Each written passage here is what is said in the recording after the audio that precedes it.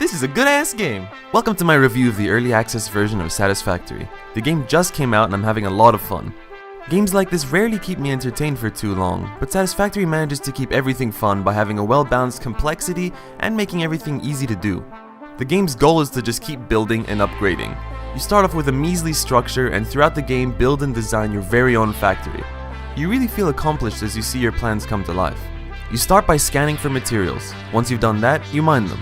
Then you need to smelt the ore, typical stuff that you do in games of this genre. However, the fun part comes from automating everything. You can easily connect machines to each other via conveyor belts. You can really be quite creative by making them cross each other, stack, loop around, attach to walls. Eventually you start doing more complex things like building machines that assemble other different parts in order to make something else. Or even program trucks to automatically transfer goods from far away. Okay, it's going. I'm watching it. There it goes. Well, Oh, they grow up so fast. I would like to just hear an explosion in the distance. While doing all this, you need to manage your power, making sure not to overwork your system, while supplying enough fuel to your generators. You know, but this is like, ooh, my factory is alive. Oh. Why did we run out of power? Timing on that. Don't worry, there's nothing that tries to screw with your buildings like in Factorio. You don't need to worry about pollution or any monsters destroying your structures. It's just about building. But yeah, there's something so cool about seeing it all just work.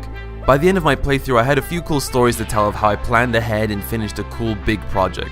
Games like Factorio also do this well, but the 3D perspective Satisfactory brings obviously allows you to play around a lot more. The worlds you can explore are also interesting and beautiful. You'll encounter a lot of creative creatures, like this one. There's a dog. Yeah, it's like, is it red? Oh, pet the lizard doggo. I'm pressing E to pet the lizard doggo.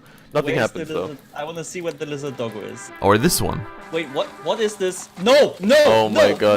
No! No! Kill it! That's a Attack cat! it. That's a cat! What do you mean? It's a picture of spider. a cat! This is the longest picture of a cat! What? I don't know why. I'm recording this. Hang on. Why do you have low-res pictures of cats? And that was one example of how the game is a bit unfinished at the moment. I found quite a few secret plans or artifacts that are unfinished. The descriptions literally say that they aren't fully implemented into the game. The game has also crashed a few times. Fortunately, the game autosaves relatively frequently, but it's still a bit annoying to have to deal with sometimes. We also kind of finished with the game quite quickly. We encountered this message that said this part of the game was not available in the early access version, which leaves a slightly bitter taste in my mouth. It's not a big deal though, since there is still quite a lot to do, and a game like this could in theory never end.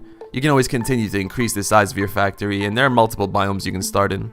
But overall, I love the game. I can't wait for more content to come along.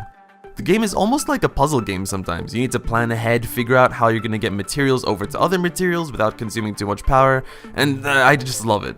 It just feels so satisfactory.